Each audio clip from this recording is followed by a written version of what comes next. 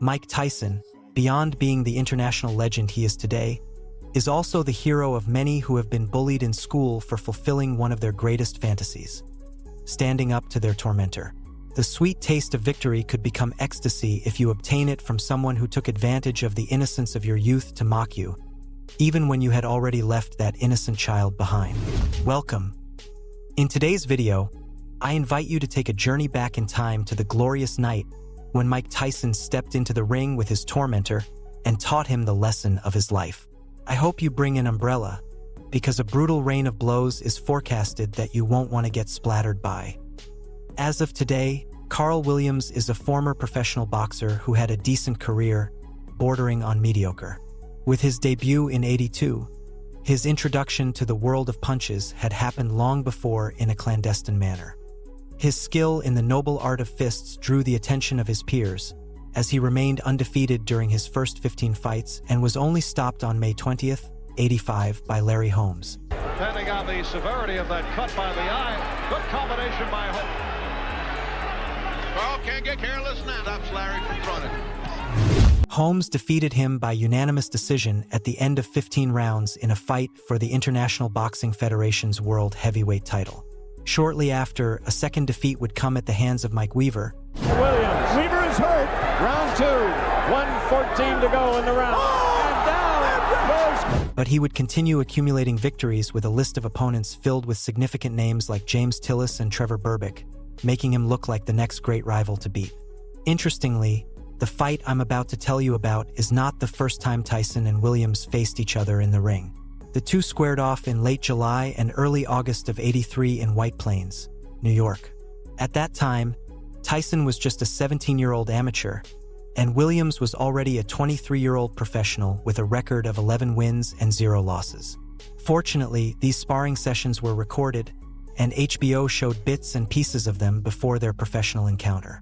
This led Jim Lampley, HBO commentator, to say that, in most of the videotapes he had seen, Williams was able to control Tyson with his jab and occasionally landed right crosses that bothered the amateur. Which seemed to bother the young amateur.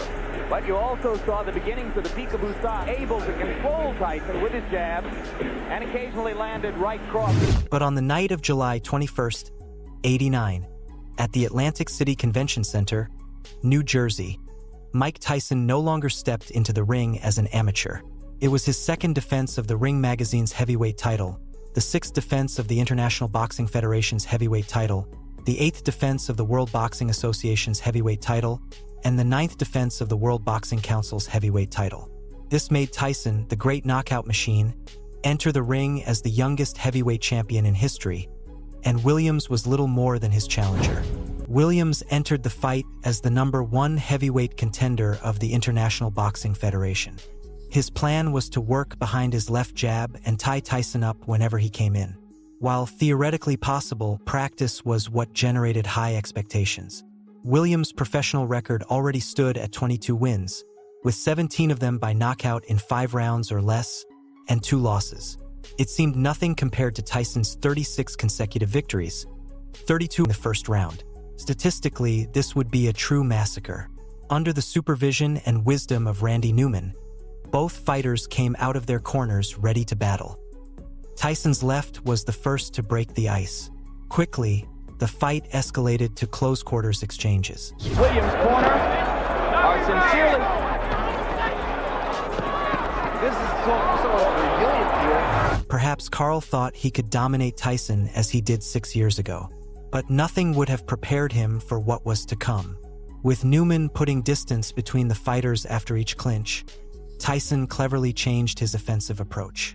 The champion, who always came out of his corner to annihilate his opponents, briefly adopted a tactical role that allowed him to study Williams' movement pattern.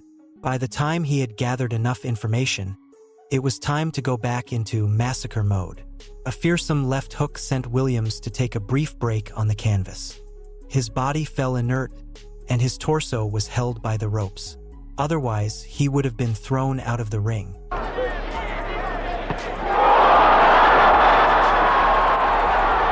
Newman began the safety count, but it seemed that the strength in Williams' body had been drastically drained. It took him until 8 to get back on his feet, although his gaze remained lost in limbo. Newman tried to check his reflexes and realized what Tyson had known from the moment he landed that lethal blow.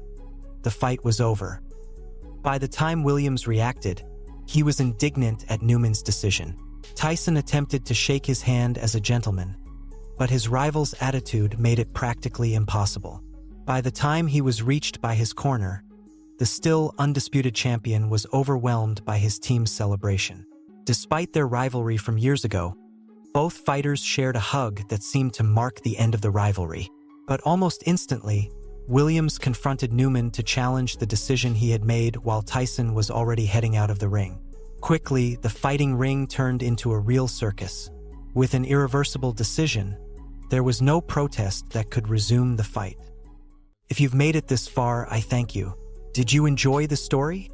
Remember, there's no better way to support my content than by leaving your like on the video. Now that you know the story, do you think Carl Williams ever really had a chance against Tyson?